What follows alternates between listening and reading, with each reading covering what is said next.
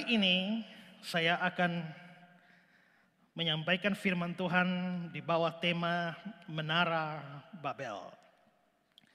Minggu lalu saya sudah sampaikan khotbah By the Rivers of Babylon, dan hari ini saya bergerak sedikit ke belakang untuk membahas tentang Menara Babel yang tercatat di dalam Kejadian pasal 11 ayat 1 sampai 9. Mari kita perhatikan teksnya. Kejadian 11, 1 sampai 9. Adapun seluruh bumi, satu bahasanya, satu logatnya. Maka berangkatlah mereka ke sebelah timur dan menjumpai tanah datar di tanah Sinear. Lalu menetaplah mereka di sana. Mereka berkata seorang kepada yang lain, marilah kita membuat batu bata dan membakarnya baik-baik. Lalu bata itulah dipakai mereka sebagai batu dan tergala-gala sebagai tanah liat. Juga kata mereka, marilah kita dirikan bagi kita sebuah kota dengan sebuah menara yang puncaknya sampai ke langit. Dan marilah kita cari nama supaya kita jangan terserak ke seluruh bumi. Lalu turunlah Tuhan untuk melihat kota dan menara yang didirikan oleh anak-anak manusia itu.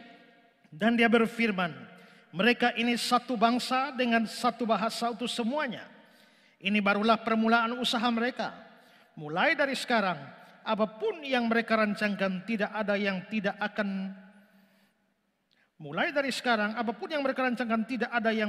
akan dapat terlaksana. Baiklah kita turun dan mengacaukan di sana bahasa mereka, sehingga mereka tidak mengerti lagi bahasa masing-masing. Demikianlah mereka diserahkan Tuhan dari situ ke seluruh bumi, dan mereka berhenti mendirikan kota itu. Itulah sebabnya sampai sekarang nama kota itu disebut Babel, karena disitulah dikacau balaukan Tuhan bahasa seluruh bumi, dan dari situlah mereka diserahkan Tuhan ke seluruh bumi. Saudara-saudara, kisah yang baru saja kita baca ini, kisah yang menarik dan penting. Karena ini adalah satu-satunya penjelasan terhadap keragaman bahasa di dunia saat ini. Dunia yang kita kenal sekarang ada begitu banyak bahasa. Seorang antropolog dari Universitas Sydney namanya Stephen Chuan, dia mengatakan bahwa di dunia ini kira-kira ada 6.800 sampai 7.000 bahasa di dunia ini. Dan antropolog yang lain mengatakan bahwa bahkan jumlah itu bisa lebih dari 7.000 bahasa di dunia ini. Kenapa bisa lebih dari itu? Karena Stephen Chuan mencatat berdasarkan data-data dari setiap suku yang ada, tapi dia tidak memperhitungkan bahwa kadang-kadang ada variasi-variasi, varian-varian bahasa bahkan dalam suku tertentu. Di NTT ada bahasa Alor, tapi kalau orang tinggal di Alor, orang tahu bahwa di kampung satu dengan kampung yang lain beda bahasa. 10 kampung bisa 10 bahasa. Demikian juga di daerah-daerah pedalaman yang lain, satu kampung bisa satu bahasa. Walaupun sama sukunya, itu berarti bahwa memang kelihatannya jumlah bahasa manusia lebih daripada yang dihitung oleh antropolog itu. Bukan cuma bahasa yang berbeda, logat pun berbeda. Maka bahasanya bisa sama-sama bahasa Indonesia. Tapi kalau dikeluarkan oleh orang Ambon, dikeluarkan oleh orang Papua, dikeluarkan oleh orang Bali, dikeluarkan oleh orang Timur, orang Batak, itu bisa berbeda-beda. Saya mengenal banyak orang dari banyak daerah dan karenanya tahu bahwa ada banyak perbedaan-perbedaan bahasa di sana. Bahkan lafal-lafal pengucapan-pengucapan. Seperti pada waktu saya ada di Bali. Pada waktu itu hari Sabtu toko-toko tutup semuanya, ya. Nah, itu bahasa Indonesia tapi dengan logat-logat yang berbeda. Nah, jikalau kita percaya bahwa semua manusia bersumber dari satu, yakni dari Adam, maka sudah pasti bahasa manusia satu. Tapi mengapa ada keragaman bahasa sekarang? itu penyebabnya adalah dari kisah yang kita baca ini. Karena itu maka hari ini dari kisah Alkitab tentang Menara Babel, saya mengajak kita untuk belajar banyak hal darinya. Mari saya akan bahas beberapa hal. Pertama, kita melihat kondisi manusia pada zaman itu.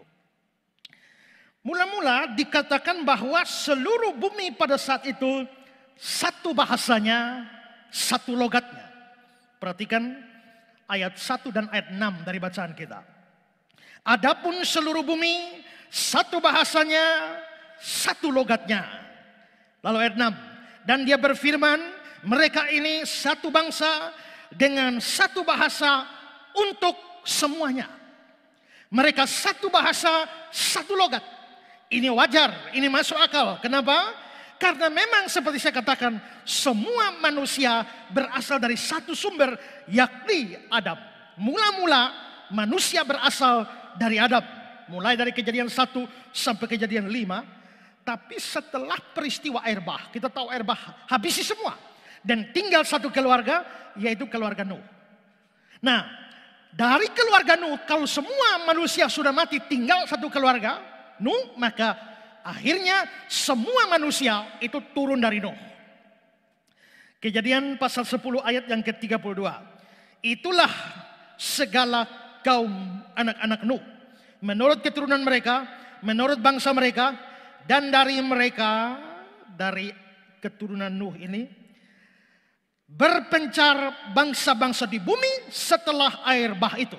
Jadi seluruh bangsa turunnya dari anak-anak Nuh, yaitu Sem, Ham, dan Yafet. Dan karena sumbernya satu, sebelum air bah dari satu Adam, setelah air bah dari satu dari Nuh, maka wajar kalau semua manusia satu bahasanya, satu logatnya. Bahasa dan logat yang digunakan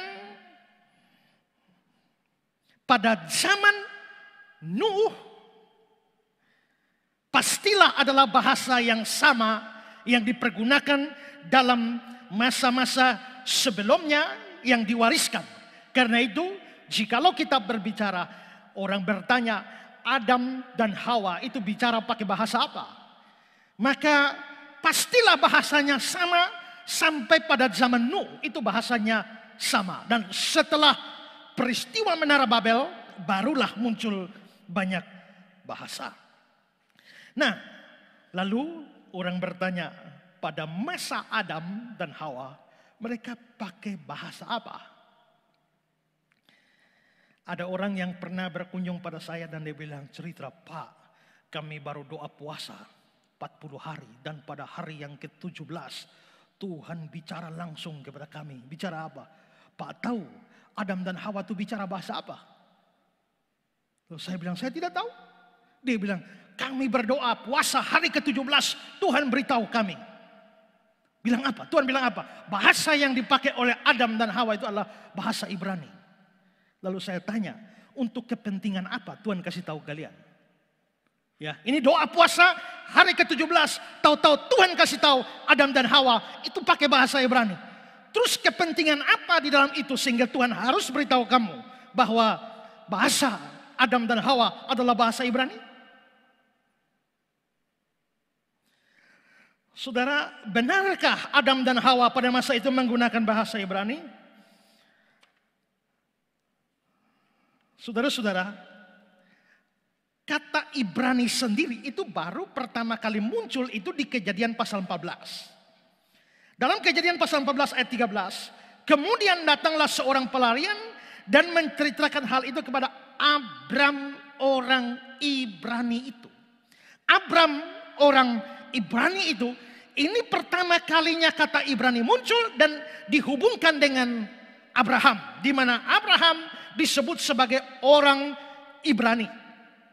Menurut Strong Hebrew and Greek Dictionary, kata Ibrani itu diturunkan dari kata atau nama Eber. Nah, siapa Eber ini? Eber itu sebenarnya adalah kakek moyangnya Abraham. Dia berada di atas Abraham, 6 generasi di atas Abraham. Itu ada Eber, ya. Coba kita lihat Kejadian 11 ayat 10. Inilah keturunan Sem, dia memperanakan Arpaksad. Ayat 12. Arpaksad memperanakan Sela. 14. Sela memperanakan Eber.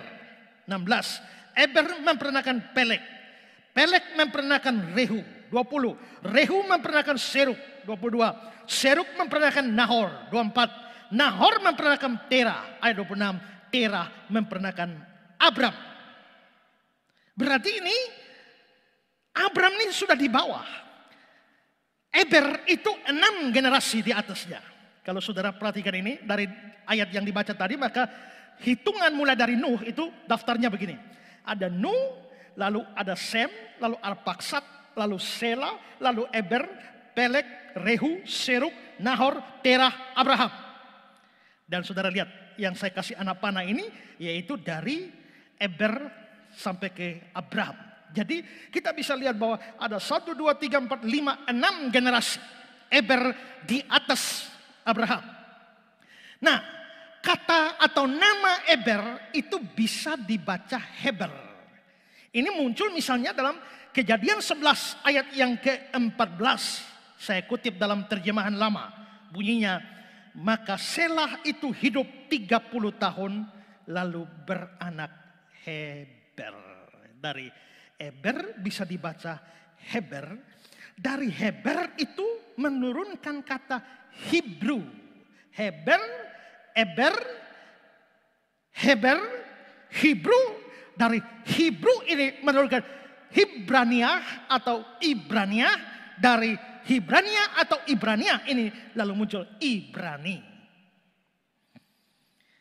Nah, jika nama Ibrani itu diturunkan dari Eber, maka sangat mungkin bahasa Ibrani juga muncul pada zaman Eber atau bahkan lebih di bawah lagi. Lihat, ini nama Eber muncul bahasa Ibrani dari situ. Ini kemungkinan paling awal.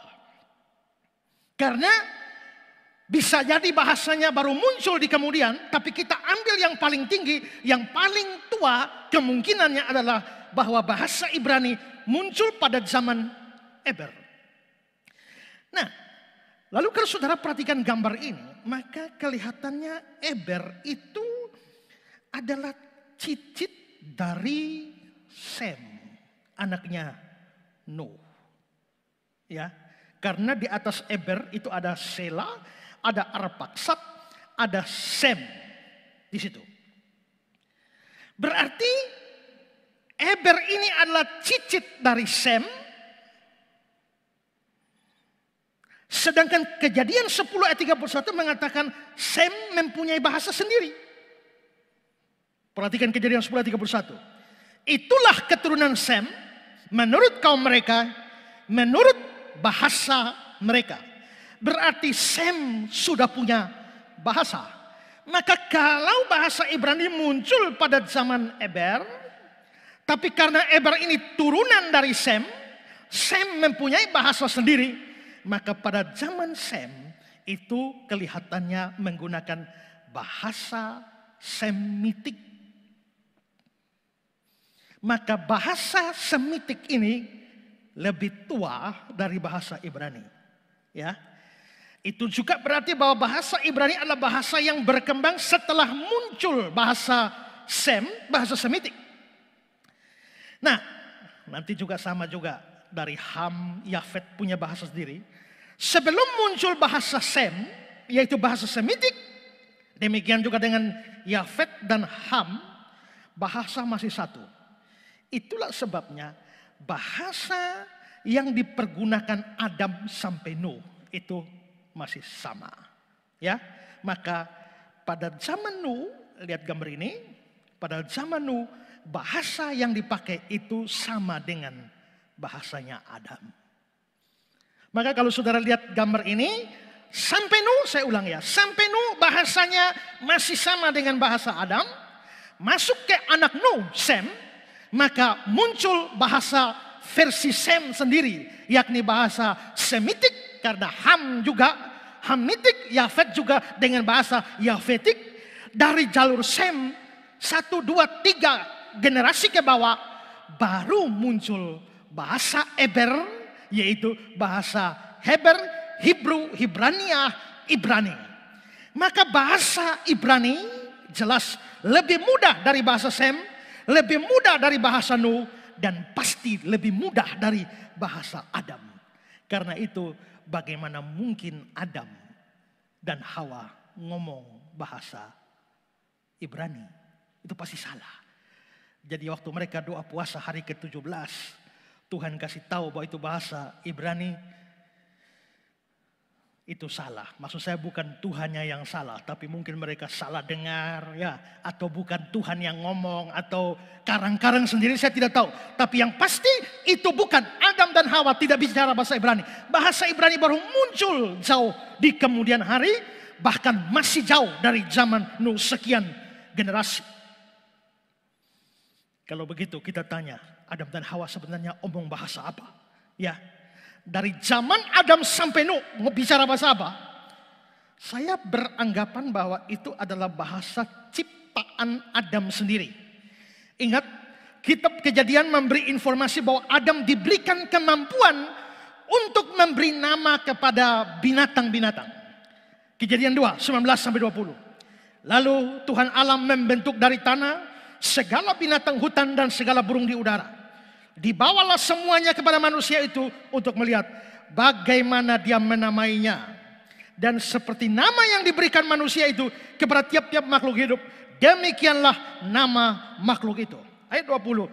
Manusia itu memberi nama kepada segala ternak, kepada burung-burung di udara, dan kepada segala binatang hutan. Jikalau Adam itu yang memberi nama kepada binatang-binatang dan seluruh ternak yang ada, maka sangat mungkin bahwa di dalam percakapan hari-hari Adam menciptakan banyak nama.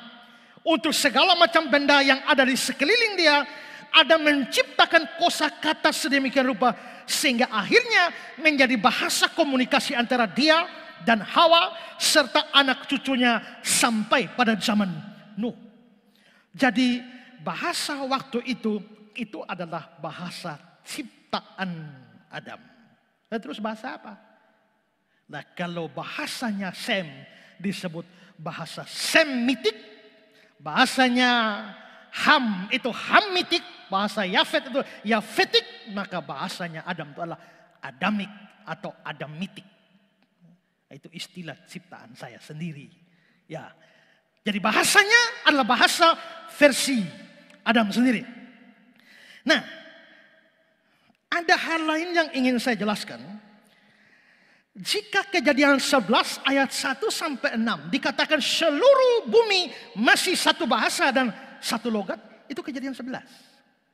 Anehnya di Kejadian 10 sudah dikatakan bahwa bahasa itu sudah beda-beda. Di dalam atau di kalangan anak-anaknya Nuh. Coba lihat Kejadian 10 ayat 5. Itulah keturunan Yafet, masing-masing di tanahnya dengan bahasanya sendiri. Berarti Yafet punya bahasa sendiri. Ayat 20. Itulah keturunan Ham menurut kaum mereka, menurut bahasa mereka. Berarti Ham punya bahasa sendiri. Ayat 31. Itulah keturunan Sem menurut kaum mereka, menurut bahasa mereka sendiri. Berarti Sem, Ham, Yafet itu sudah punya bahasa sendiri. Itu Kejadian 10. Tapi Kejadian 11 masih bilang, adapun seluruh bumi satu bahasa, satu logat. Bahasa baru banyak setelah Tuhan mengutuk pekerjaan Menara Babel. Kalau memang bahasa baru kacau baru banyak di dalam Kejadian pasal 11, mengapa di Kejadian 10 itu sudah muncul banyak bahasa? Sebenarnya ini menjadi sukar, menjadi sulit dipikirkan jikalau kita berpikir bahwa Kejadian 11 terjadi setelah Kejadian 10. Atau Kejadian 10 terjadi sebelum Kejadian 11. Maka memang kelihatan menjadi kontradiksi. Tapi sebenarnya tidak. Para penafsir berkata atau berpandangan bahwa Kejadian 11 tidak terjadi setelah Kejadian 10. Kejadian 11 terjadi di antara atau di sela-sela Kejadian pasal 10. Dasar apa menafsir secara demikian. Karena gini, menurut Kejadian 11 ayat 9, perhatikan ayatnya. Itulah sebabnya sampai sekarang nama kota itu disebut Babel, karena disitulah dikacau balaukan Tuhan bahasa seluruh bumi. Jadi setelah Tuhan mengacaukan bahasa seluruh bumi, barulah tempat itu disebut Babel. Kejadian 11 ayat 9. Berarti mestinya sebelum Kejadian 11 ayat 9 Babel belum ada. Tapi sekarang coba saudara lihat Kejadian 10 ayat 10. Kejadian 10 ayat 10 mengatakan, mula-mula kerajaannya terdiri dari Babel. Berarti Babel sudah ada. Kejadian 10. Terus saudara, di dalam Kejadian 10 ayat 25 ada satu istilah. Perhatikan ayat 25 Kejadian 10. Bagi Eber lahir 2 anak laki-laki. Nama yang seorang ialah Pelek. Sebab dalam zamannya bumi terbagi. Dalam zamannya bumi terbagi. Apa maksudnya bumi terbagi di sini? Para penafsir mengatakan bahwa ini menunjukkan tercerai-berainya manusia akibat peristiwa Menara Babel itu. Alkitab terjemahan lama dari ayat ini bunyinya, maka Heber beranak laki-laki 2 orang, seorang bernama Pelek, karena pada zamannya cerai-berailah segala orang di dunia itu. Maka istilah bumi terbagi artinya cerai-berai segala orang di dunia. Karena itu maka saudara, kita bisa lihat, bukankah peristiwa tercerai-berai itu baru di Kejadian 11? Kenapa dikatakan dalam Kejadian 10? Berarti Kejadian 11 terjadi di antara atau di tengah-tengah, di sela-sela Kejadian 10 dan bukan setelah Kejadian pasal 10. Kalau memahami demikian, maka tidak ada kontradiksi di dalam Alkitab. Itulah kondisi manusia pada zaman itu dengan bahasanya masing-masing, mulai dari Adam sampai Nuh, Sem, Ham, Yafet, terus sampai pada zaman kemudian pada zaman Eber bahasa Ibrani muncul, lalu sampai pada Abram disebut sebagai orang Ibrani itu. Itu hal pertama yang saya bicarakan. Sekarang hal kedua, kita akan melihat rencana pendirian Menara Babel. Dari ayat 2 dikatakan bahwa orang-orang ini keturunan Nuh berangkat ke timur dan menetap di tanah Sinear. Perhatikan ayat 2. Maka berangkatlah mereka ke sebelah timur dan menjumpai tanah datar Sinear, lalu menetaplah mereka di sana. Sekedar catatan, ada ayat-ayat Alkitab yang maksud saya terjemahan Alkitab yang tidak menerjemahkan ke sebelah timur, tapi menerjemahkan dari sebelah timur. Misalnya di dalam Basic Bible English diterjemahkan from the east, atau juga di ESV sama, from the east. Tapi John Davis mengatakan terjemahan yang benar harusnya ke timur, bukan dari timur, mengingat posisi mereka sebelumnya itu ada di daerah Ararat. Berdasarkan Kejadian 8 ayat 4, setelah Nuh dan batrahnya terkandas di Ararat, posisi mereka ada di Ararat. Nah, tentang timur, Pak Bambang Nursena mengatakan bahwa di dalam budaya Timur Tengah, timur sendiri itu adalah lambang keabadian. Itulah sebabnya Bait Allah menghadap ke timur. Taman Eden ada di timur. Yeskiel berkata, dari timur terbit kemuliaan Tuhan. Bahkan Yesus disebut sebagai bintang timur. Jadi dikatakan bahwa orang-orang itu pergi ke timur, artinya mereka sedang mencari keabadian. Itu menurut Pak Bambang Nursena. Tapi saya tidak setuju dengan penafsiran itu, karena menurut saya kata timur di sini itu bukan bermakna simbolik, bukan bermakna kiasan. Itu harus diartikan secara harfiah. Jadi timur di sini memang menunjuk kepada suatu arah dari posisi mereka. Timur di sini pasti adalah sebelah timur dari wilayah Ararat, di mana mereka mendarat setelah berada di Batra sekian lama. Batra terkandas, Kejadian 8 ayat 4. Dan dalam ayat yang kedua itu disebut bahwa mereka pergi ke tanah Sinear. Jadi kalau saudara melihat gambar ini, itu ada gambar, saudara perhatikan titik di sana, yaitu titik Gunung Ararat di mana Batra Nuh itu terkandas. Lalu mereka menuju ke sebelah timur Ararat. Tadi dikatakan bahwa mereka menjumpai atau mereka pergi ke sebelah timur menjumpai tanah datar di tanah Sinear. Nah, saudara-saudara, dari letak geografis sebelah timur Ararat itu memang Sinear. Dan Sinear itu di mana? Sinear itu ada di wilayah Mesopotamia. Mesopotamia itu adalah daerah di mana di kemudian hari Babel berada. Perhatikan dalam Wycliffe Bible Commentary, orang Ibrani memakai nama Sinear yang pada mulanya merupakan wilayah di Mesopotamia Utara untuk mengacu kepada seluruh wilayah Mesopotamia. Suku-suku yang mengembara bergerak dari wilayah pegunungan Ararat menuju tanah datar Babel yang subur. Nah, sekarang saudara perhatikan ya, mereka pergi ke Sinear ya.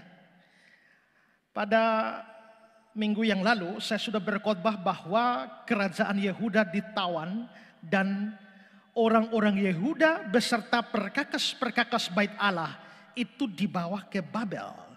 Tapi coba saudara lihat keterangan Daniel 1 ayat 2. Tuhan menyerahkan Yoyakim Raja Yehuda dan sebagainya dan sebagian dari perkakas-perkakas rumah Allah ke dalam tangannya. Semuanya dibawa ke tanah Sinear. Padahal dalam sejarah itu dibawa ke Babel, Babilonia. Itu berarti bahwa Sinear itu ada di Babilonia. Jadi boleh dipastikan tanah Sinear itu adalah kerajaan Babel yang posisi geografisnya di kerajaan Babel yang di kemudian hari. Karena itu di dalam Kejadian 11 ayat 2 versi Contemporary English Version diterjemahkan settled in Babylonia.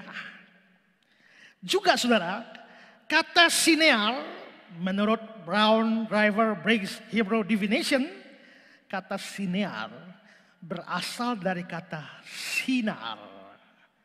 S-H-I-N-A-R, Sinar, yang artinya adalah country of two rivers, negeri dua sungai.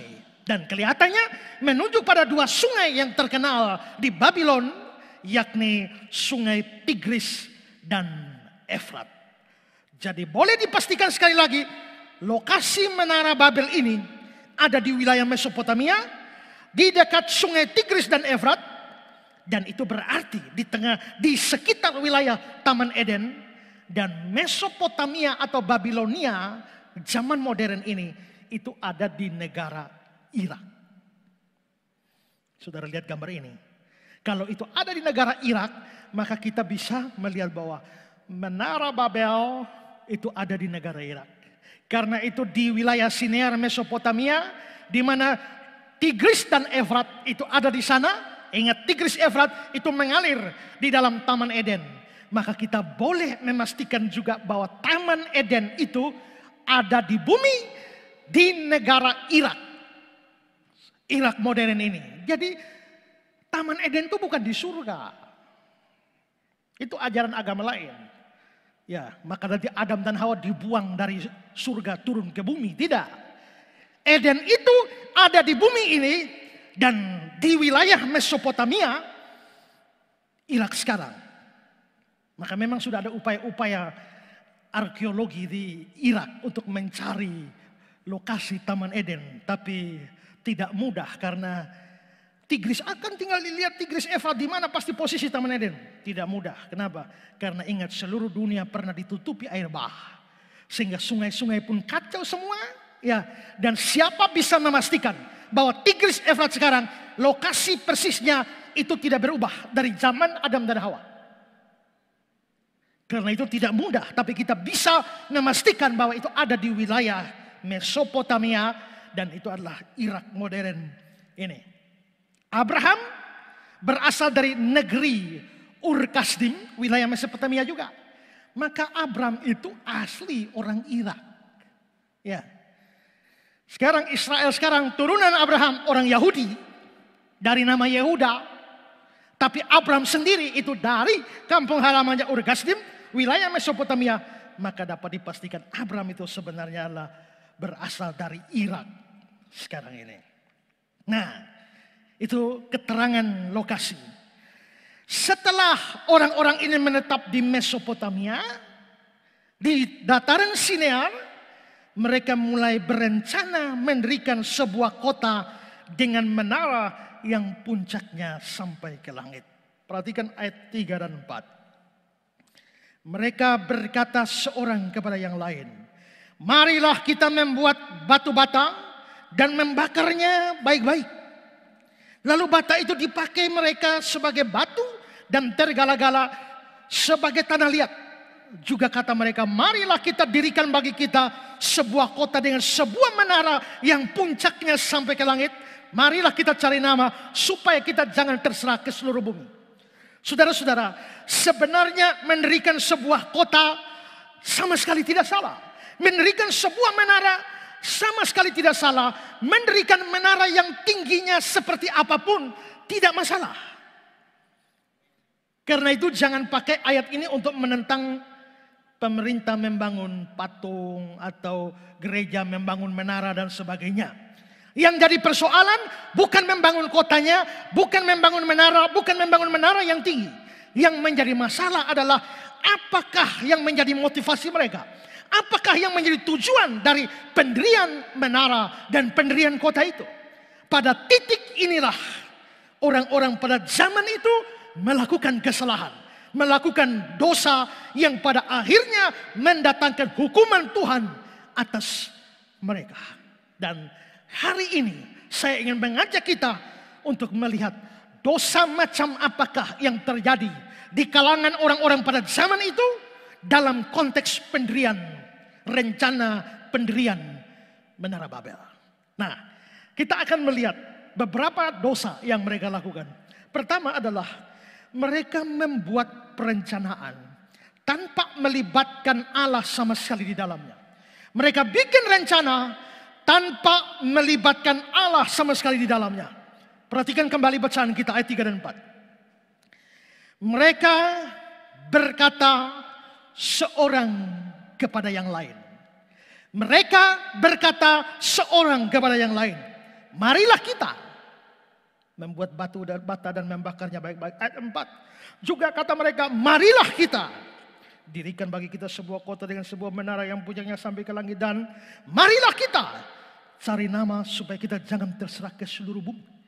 Perhatikan saudara-saudara, mendirikan sebuah kota dengan sebuah menara yang katanya puncaknya sampai ke langit.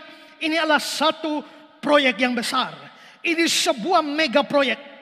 Tapi anehnya, komunikasi yang terlihat di dalam ayat yang sudah kita baca hanyalah komunikasi horizontal di kalangan mereka. Mereka berkata seorang kepada yang lain, marilah kita membuat, marilah kita dirikan, marilah kita mencari nama, marilah kita. Rupanya mereka hanya berbicara kepada sesama mereka 3 kali dalam relasi horizontal. Tapi mereka sama sekali tidak berbicara dengan Tuhan 1 kali pun dalam relasi vertikal. Dengan kata lain, dalam mega proyek yang mereka hendak kerjakan, dalam pekerjaan besar yang mereka hendak kerjakan, mereka merasa tidak perlu persetujuan Tuhan. Mereka merasa tidak perlu libatkan Tuhan di dalamnya. Marilah kita, cukup kita, dan kita mampu melakukan itu. Nama Tuhan, nama Allah tidak muncul sama sekali di dalam komunikasi mereka. Seorang yang namanya Joseph Free di dalam bukunya Arkeologi dan Sejarah Alkitab, dia mengatakan begini, nama Allah secara menyolok tidak disebut-sebut dalam rencana mereka yang dibuat secara cermat. Ini semata-mata usaha manusia tanpa memperhatikan kedaulatan Allah dan kuasanya yang mengarahkan. Seorang penafsir, Walter Lamb, dia juga mengatakan hal yang senada. Perhatikanlah bahwa musyawarah dan mufakat manusia tersebut tidak didahului oleh firman Allah. Segala usaha dan keaktifan, segala kegiatan pembangunan yang hebat yang berikutnya adalah inisiatif manusia semata-mata. Pembangunan yang bersemangat itu bukanlah pelaksanaan pesan Allah, melainkan buatan tangan manusia saja, cita-cita hasrat manusia. Mereka merasa diri mampu, mereka merasa diri bisa tanpa Allah. Mereka tidak memerlukan Allah, mereka tidak memerlukan bantuan Allah dalam mega proyek yang mereka sedang kerjakan. Dan saudara-saudara, ini sesungguhnya adalah dosa mereka yang pertama, yakni dosa kesombongan yang luar biasa di hadapan Allah. Ketika manusia merasa bisa melakukan sesuatu, ketika saudara merasa bisa mengerjakan sesuatu tanpa Allah, tanpa melibatkan Allah, tanpa pertolongan Allah, maka sesungguhnya itu adalah sebuah dosa kesombongan yang luar biasa di hadapan Allah. Itu adalah dosa Babel. Tapi itu sekaligus juga menjadi dosa kita. Itu sekaligus menjadi dosa saya, dosa saudara, dosa banyak orang yang seringkali melakukan sesuatu tanpa Allah dan merasa bisa tanpa Allah. Berapa banyak kita sering melakukan hal seperti itu, berbuat ini itu tanpa menyertakan Allah di dalam pekerjaan itu. Jikalau kita menyanyi, kelihatannya kita begitu bergantung kepada Tuhan. Ku perlukan juru selamat. Ku perlukan juru selamat. Bahkan lebih mantap lagi, ku tak dapat jalan sendiri, Tuhan tolong padaku. Dalam lagu kita bisa seperti itu, tapi dalam praktek hidup, di dalam keseharian kita setiap hari, apakah kita betul-betul mewujudkan seperti lagu itu bahwa saya tak mungkin dapat jalan sendiri, ku perlukan juru selamat setiap jam ya Tuhan, Dikau ku perlukan. Benarkah demikian? Jikalau tidak, maka seluruh pengakuan iman itu menjadi kosong. Setiap pekerjaan, setiap usaha, setiap aktivitas kita yang kita lakukan tanpa melibatkan Tuhan di dalamnya, kita sedang mengandalkan kekuatan diri sendiri. Dan tidakkah itu sama dengan membuang Tuhan dalam hidup kita? Setiap kali kita tidak melibatkan Tuhan di dalam, maka kita sedang mengulangi dosa orang-orang Babel. Di dalam surat Yakobus, sikap seperti ini dikecam.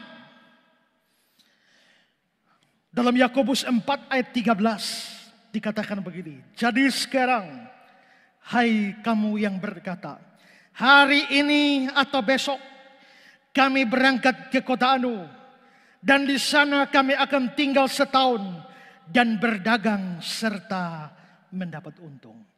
Perhatikan saudara-saudara bahwa di sini sebuah rencana telah dibuat dengan sangat matang.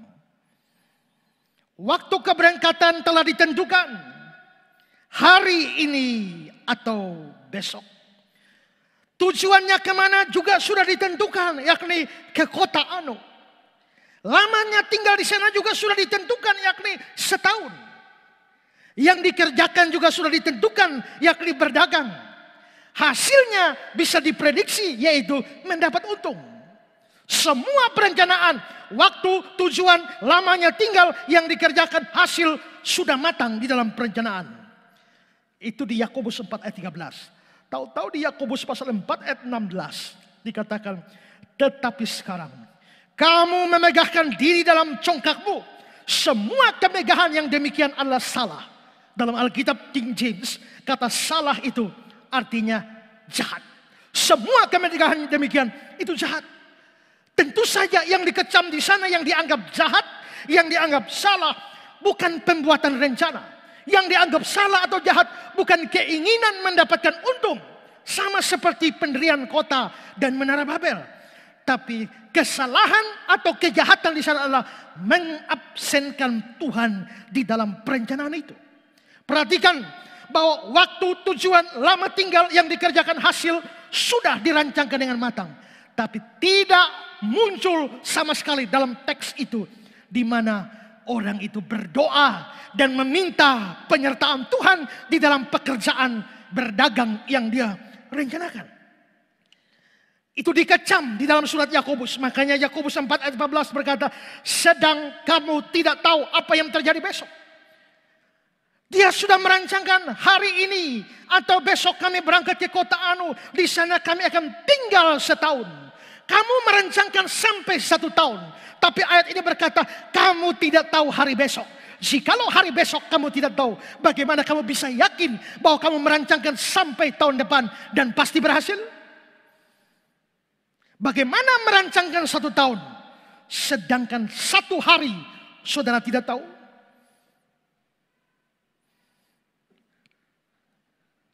Dalam satu sesi yang saya lakukan tentang hidup yang bijaksana, saya sudah berkata bahwa hari esok bukan milik kita. Hari besok bukan milik kita. Milik kita yang Tuhan izinkan hanya hari ini. Hari besok bukan milik kita. Lalu saya berikan ilustrasi. Naik bemo, lalu ada stiker tulis di pintunya. Hari ini bayar, besok gratis. Hari ini bayar, besok gratis. Begitu turun bayar, besok gratis. Ya. Begitu besok naik lagi. Turun diminta biayanya. Loh, kan kemarin sudah bayar, hari ini mesti gratis. Ya baca baik-baik. Bukan kemarin bayar, hari ini gratis. Hari ini bayar, besok gratis. Hari ini tuh sekarang bayar, besok baru gratis. Maka saudara-saudara, apakah kita pernah bisa mencapai hari besok? Tidak. Waktu kita mencapai hari besok, besok sudah menjadi hari ini. Dan hari ini sudah menjadi kemarin. Maka bagian kita sebenarnya hanya hari ini. Besok bukan milik kita. Jikalau besok bukan milik kita, maka lusa pasti bukan milik kita. Tahun depan, 10 tahun ke depan bukan milik kita. Bagaimana kita bisa membuat sebuah perencanaan yang matang dan tidak melibatkan Tuhan di dalamnya?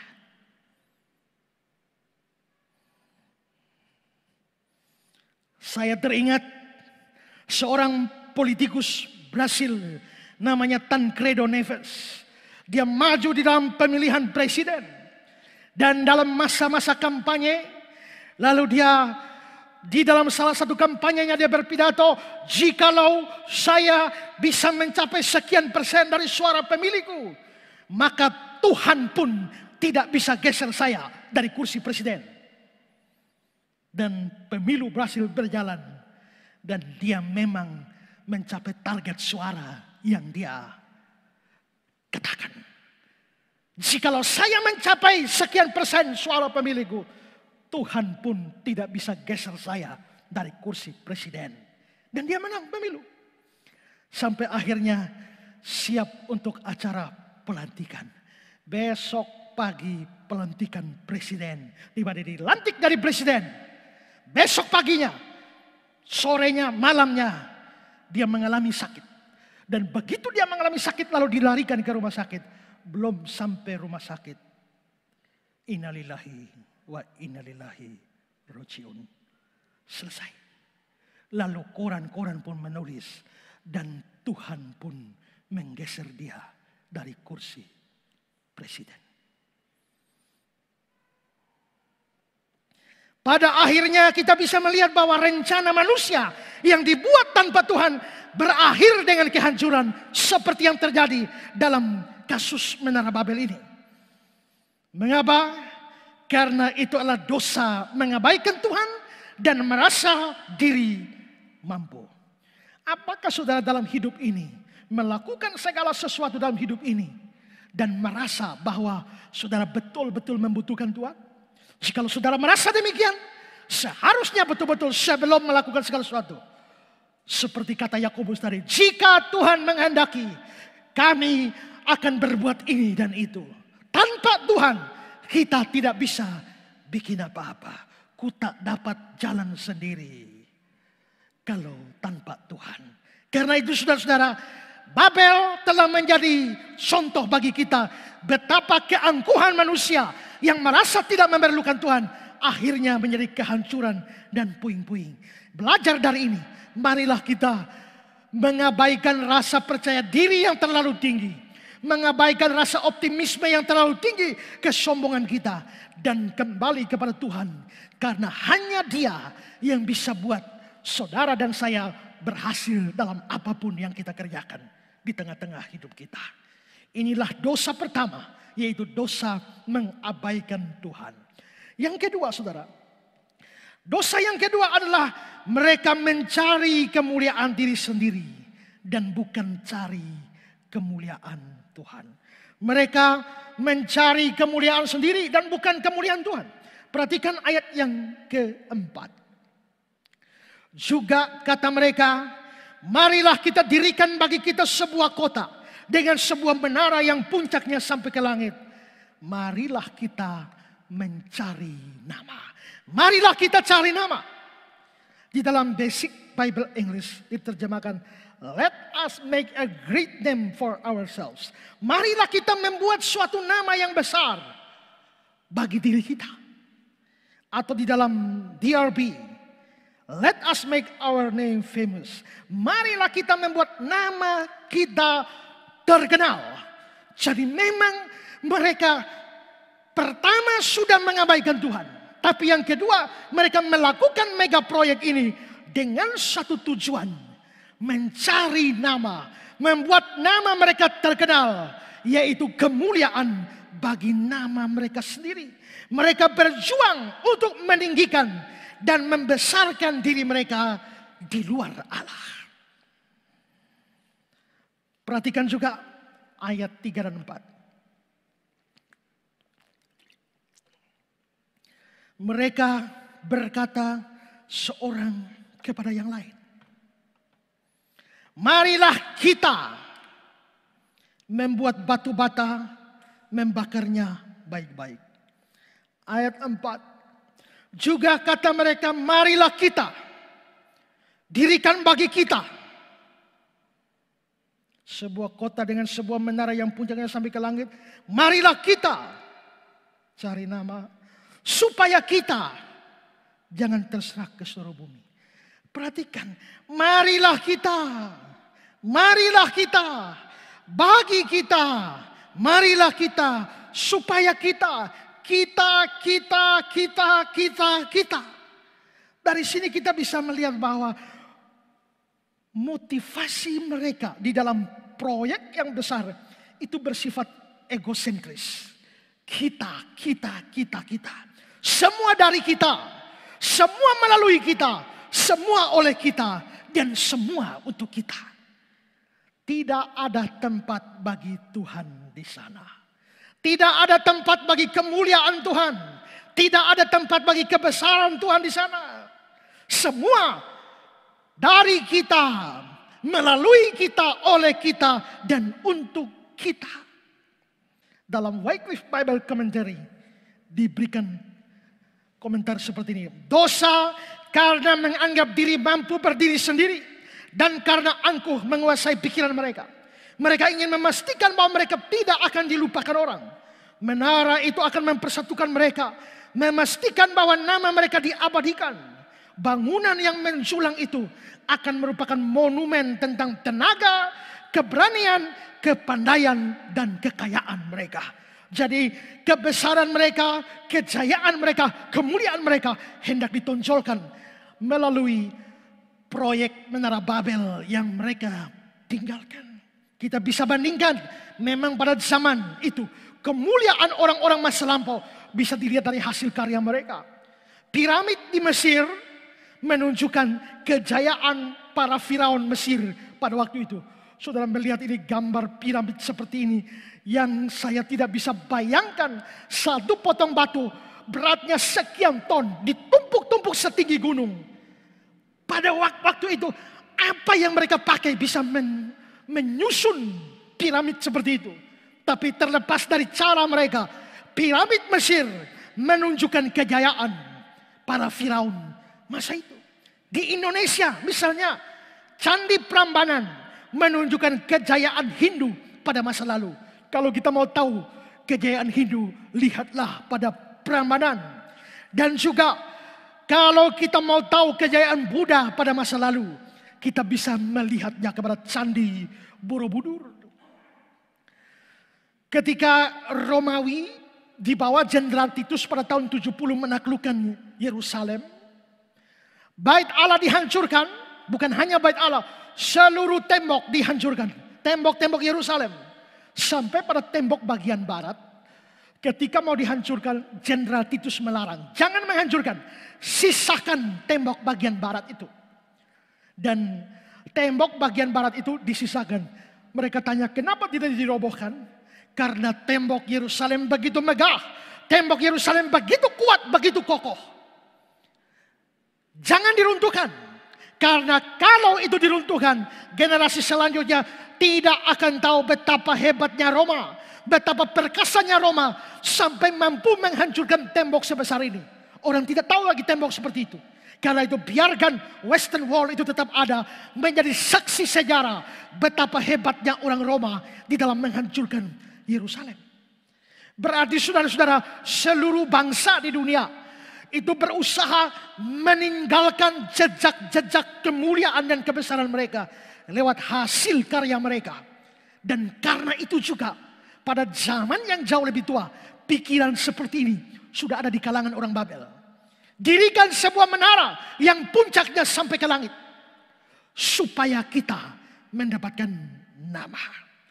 Saudara-saudara, sebenarnya untuk apa Tuhan cipta kita? Untuk apa Tuhan cipta manusia? Untuk apa Tuhan hadirkan saudara dan saya di tengah-tengah dunia ini? Tujuannya apa? Yesaya 43 ayat 7. Semua orang yang disebutkan dengan namaku, yang kuciptakan untuk kemuliaanku. Ayat 21. Untuk umat yang telah kubentuk bagiku, akan memberitakan kemasyuranku. Berarti Tuhan mencipta manusia itu untuk kemuliaannya. Tuhan mencipta manusia untuk kemasyurannya. Maka seharusnya seorang manusia sadar tujuan penciptaannya, tujuan Allah menghadirkan dia di dunia ini supaya dia mengusahakan kemuliaan Tuhan atau kemasyuran Tuhan.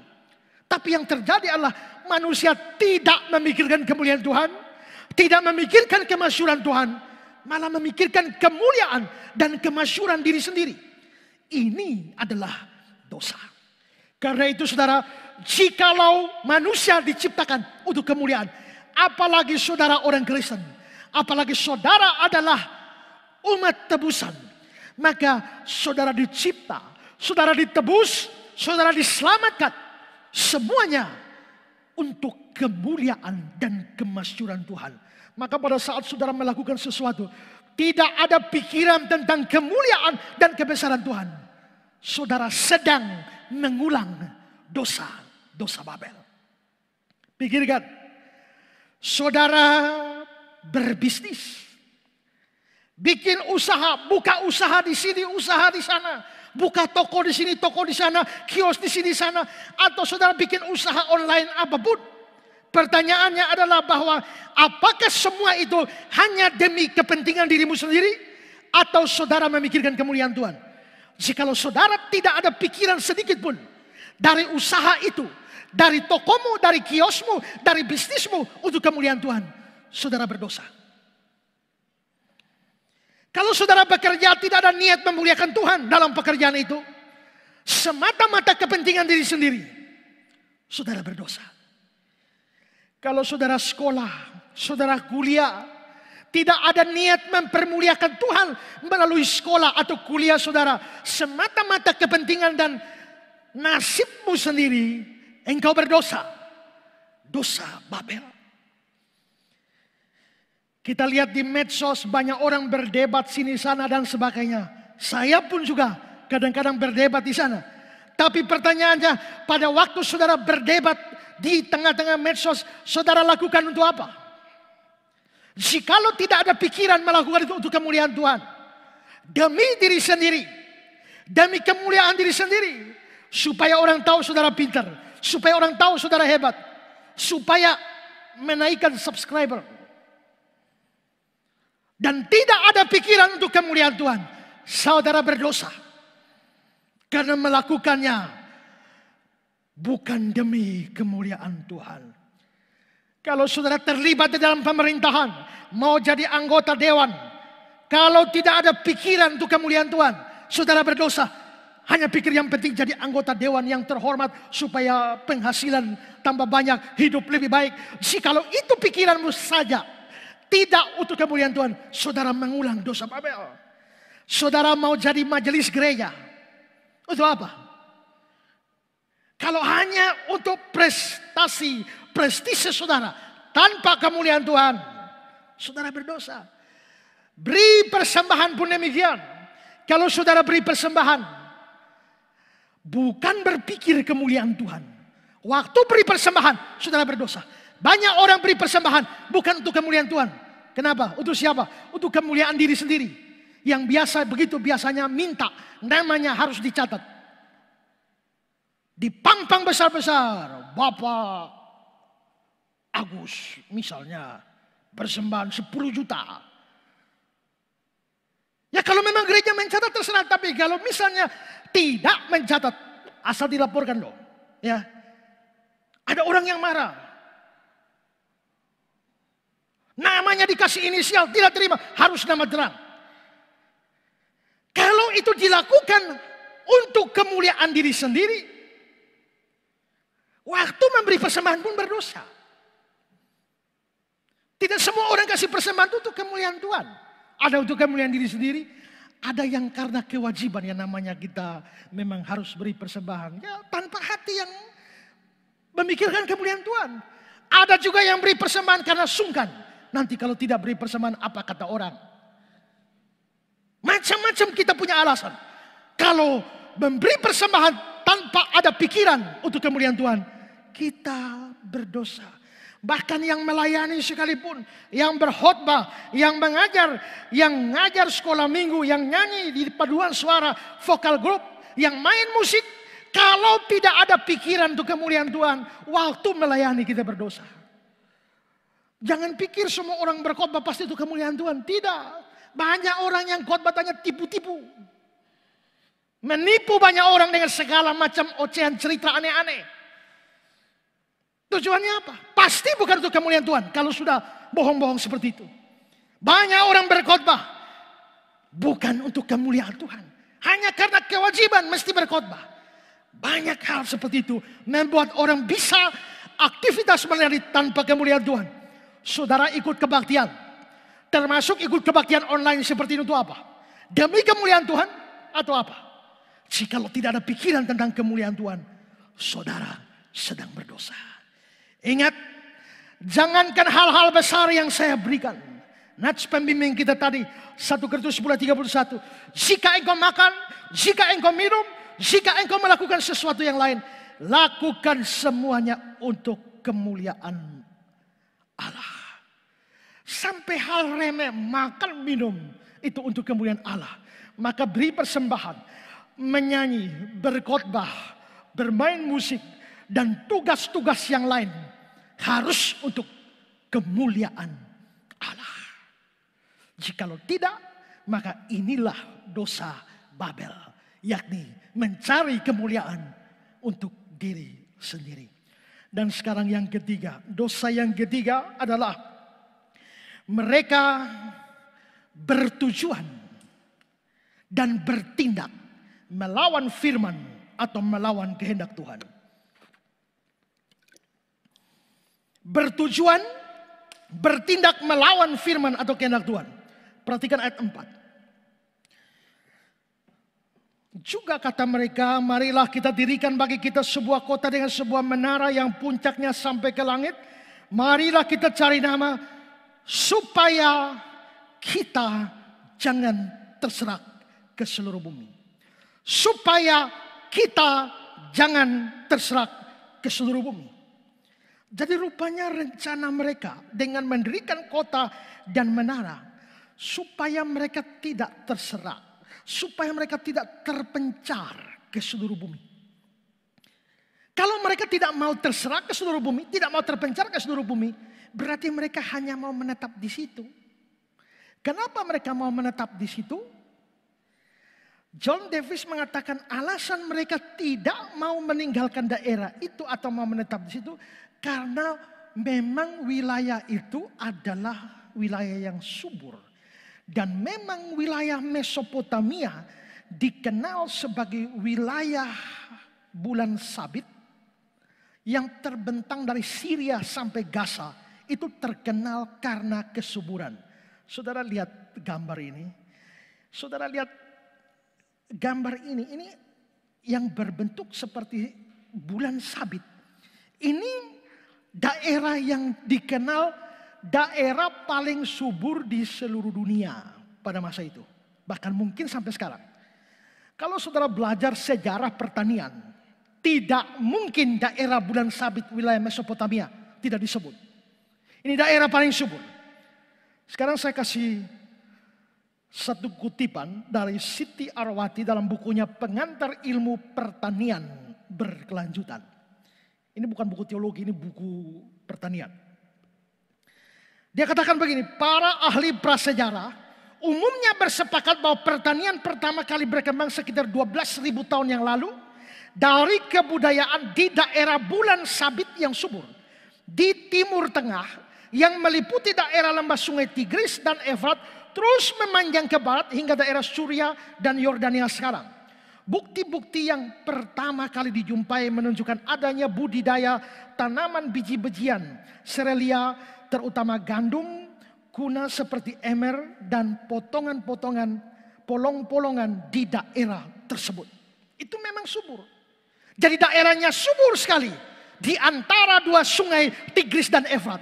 Ingat Tigris dan Efrat, ya walaupun posisinya saya yakin sudah berubah, tapi kalau itu memang sisa-sisa wilayah Taman Eden, maka memang itu wilayah yang sangat subur. Dan mereka saking suburnya, mereka tidak mau tinggalkan. Karena itu jangan heran kalau orang sudah ada di tempat subur tidak mau pindah. Orang sudah di tempat basah tidak mau pindah, tidak mau dimutasi. Itu dari zaman kuno memang modelnya sudah seperti itu. Jadi mereka maunya di situ, tidak mau terserak, tidak mau terpencar ke seluruh bumi.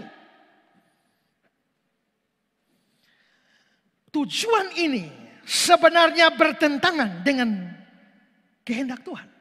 Kenapa? Perhatikan Kejadian 1:28. Allah memberkati mereka, lalu Allah berfirman kepada mereka, beranak cuculah, bertambah banyak, penuhilah bumi. Ini firman pertama kali datang pada waktu Allah menciptakan manusia pertama, penuhi bumi.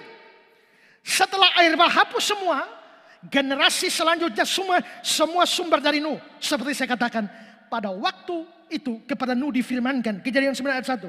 Allah memberkati Nuh serta anak-anaknya, serta berfirman pada mereka, beranak cuculah, bertambah banyak, serta penuhi bumi. 2 kali. Penuhi bumi. Berarti memang rencana Tuhan supaya manusia menyebar dan penuhi bumi. Tapi orang-orang itu jelas mengatakan supaya kita tidak terserak ke seluruh bumi. Coba saudara bandingkan tabel ini yang saya bagi. Bagaimana rencana Tuhan dan rencana orang Babel. Rencana Tuhan, Kejadian 1:28, penuhi bumi. Diulang di Kejadian 9:1, penuhi bumi. Tapi di orang-orang Babel, supaya kita jangan terserah ke seluruh bumi. Berarti di sini ada sebuah perencanaan yang melawan rencana Tuhan. Maka dosa mereka sebenarnya adalah dosa melawan kepada firman. Apakah mungkin mereka tidak tahu? Tidak. Karena jarak antara, ini kan diberikan yang kedua kepada Nuh. Jarak antara Nuh sampai Menara Babel itu kurang dari 100 tahun. Tapi kan lama, 100 tahun lupa. Jangan pikir 100 tahun lupa kalau hitung dari kita. Zaman itu orang hidupnya ratusan tahun. Kalau orang hidup ratusan tahun, 100 tahun itu tidak ada apa-apa. Karena itu mereka pasti tahu rencana Tuhan. Mereka ingat firman Tuhan. Mereka keturunan Nuh. Mereka pasti tahu Tuhan mau mereka terpancar ke seluruh bumi. Tapi rencana mereka tidak seperti rencana Tuhan.